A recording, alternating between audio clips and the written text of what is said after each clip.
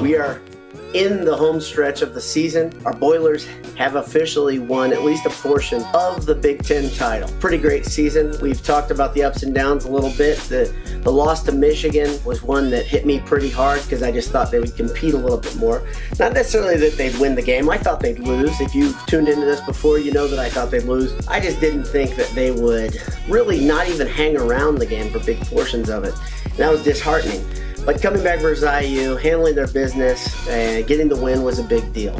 Oh, one quick programming note. Jay and I have a handsome hour planned for a week from now. Planned on doing it this week. It just couldn't get the schedules to line up. So you're going to have to listen to the Basketball Beat, Anish, Michael, and company, if you haven't seen it yet, or haven't listened to it yet. Well worth the listen. And me, here in the video format. Purdue beat IU handily. They scored more points than they have since like 1999 versus IU. Which is good, which is noteworthy. In the rivalry games, you can always sense there's a little bit more at stake. Obviously, it meant a lot to Crean.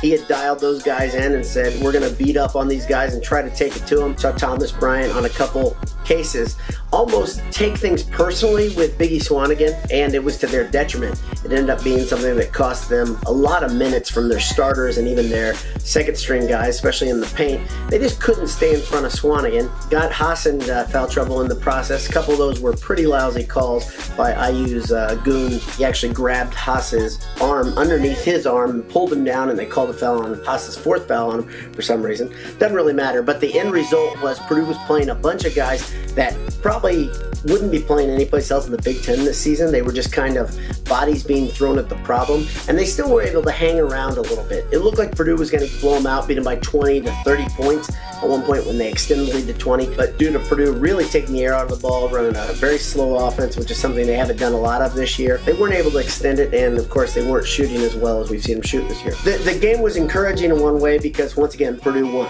I mean, that's obviously a big deal. Purdue got a share of the Big Ten title, and that's huge. It was discouraging to me because I still haven't seen this offense in rhythm in a few games. Ever since the Penn State game, Purdue has struggled on offense. Carson Edwards isn't playing as much, doesn't seem to have the confidence that he did a little bit ago.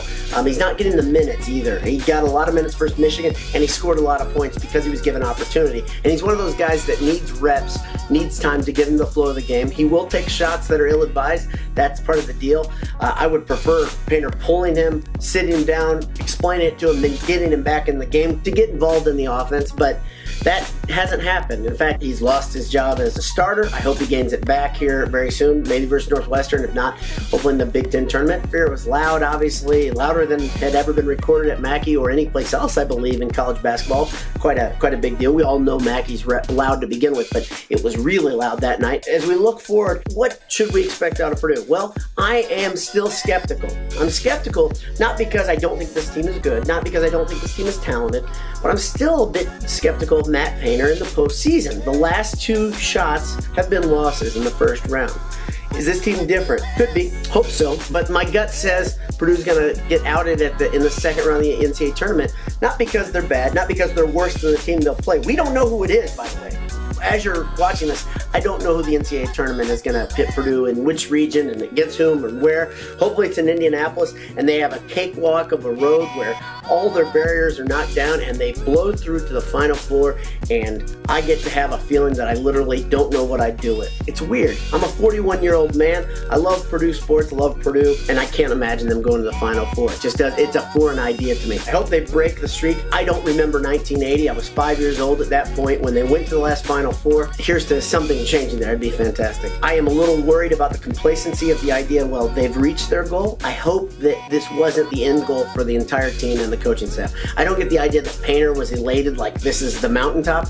I know he said he had been working towards this, which is great. They should be working towards this. It's a huge deal. I hope just winning a portion of the Big Ten title wasn't the entire goal. I hope first they win the outright Big Ten title. I hope second, I hope they just make some noise in the Big Ten tournament. But I want them to get back into rhythm, and then I want them to head into the NCAA tournament and just bloody a team's mouth in the first round and then maybe make some noise and see what happens if they can get into the second weekend. That's really the key, right? Get the pressure off them, get out of the first weekend, and some magic can happen. This team is talented enough to compete with the best teams in the nation. We've seen it. Even when they played poorly against Louisville, they at least made the game close. They played real well versus Villanova. It was at home, and the paint crew always makes a big difference. It's probably worth 10 points. Purdue can play with the best teams in the nation, and college basketball is so weird this year. You just never know. If Swanigan gets back into rhythm where he looks like he did in the second half versus IU, but does it for 2 halves over and over and over, big things could happen.